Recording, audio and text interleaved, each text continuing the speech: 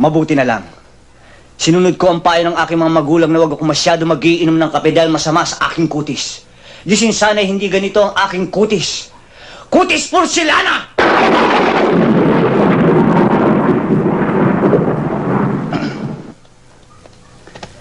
At sa katawan, pag ito ang nakita ni Don Solueta, tiyak mamamatay!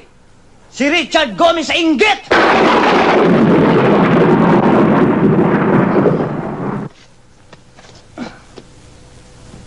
At kapag naka-profile, anong sinabi ni Gabi Concepcion?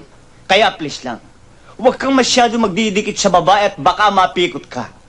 Dahil sa totoo lang, ikaw ang pinakamagandang lalaki sa balat ng lupa. Hayop ka talaga! Ang ganda mong lalaki! Patawarin niyo po ako sa mga kasalanan ko, sa mga kasinungalingan ko. Nagbibiro lang naman ako eh. Kayo naman, hindi na kayo mabiro eh. Sige na, patawarin niyo na ako. Please.